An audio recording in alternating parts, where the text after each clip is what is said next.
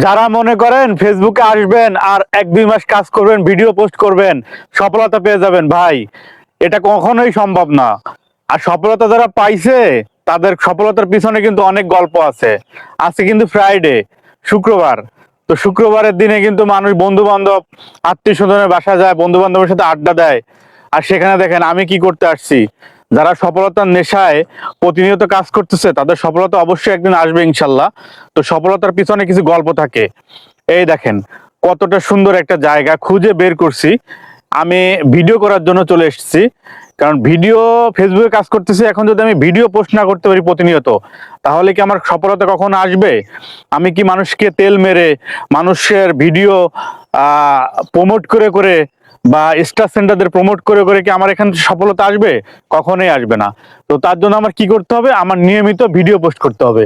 তো আমি যদি ভিডিও পোস্ট না করতে পারি তাহলে কিন্তু আমার সফলতা কখনোই আসবে না। এটা কিন্তু 100% সত্য কথা। তো তার জন্য দেখেন আমি এখন এই রোদের সময় ভিডিও করার জন্য আসছি। কেন আসছি? যেন আমার ভিডিওর ব্যাকগ্রাউন্ডটা সুন্দর হয়। এই দেখেন আমার হাতে কি দেখছেন? দেখছেন আমার হাতে কি? এই দেখেন, এই যে আমার হাতে কি? আমার হাতে হচ্ছে ব্যাগ। এই ব্যাগটা কেন নিয়ে আসছি জানেন? এই ব্যাগের মধ্যে হয়তো আরো 2টা শার্ট আছে, তারপর একটা সেলফি স্টিক আছে। কারণ ভিডিও করতে গেলে এগুলো লাগে ভাই। তো যেহেতু আপনি প্রফেশনাল ভাবে ফেসবুকে কাজ করতেছেন, আপনার অবশ্যই ডে বা ডে প্রতিনিয়ত আপনার ভিডিওর কোয়ালিটি সুন্দর করতে হবে। আর প্রতিনিয়ত সুন্দর সুন্দর কোয়ালিটিফুল ভিডিও দিতে হবে। তা না হলে তো আপনার দর্শক থাকবে না। আপনাকে আপনার অডিয়েন্স, আপনার দর্শক কিসের জন্য ভালোবাসবে? অবশ্যই আপনার ভিডিওর জন্য ভালোবাসবে। তো আপনি যদি ভিডিওতে কিছু না রাখতে পারেন তাহলে কি আপনার অডিয়েন্স, আপনার দর্শক কখনো আপনার সাথে থাকবে? কখনোই কিন্তু থাকবে না। তো তার জন্য দেখেন সবাই শুধু সফলতা পেয়ে গেছে বা সফলতা দেখে, যে অমুক ভাই সফলতা পেয়েছে, তমুক ভাই সফলতা পেয়েছে, ফেসবুকে হাজার হাজার টাকা।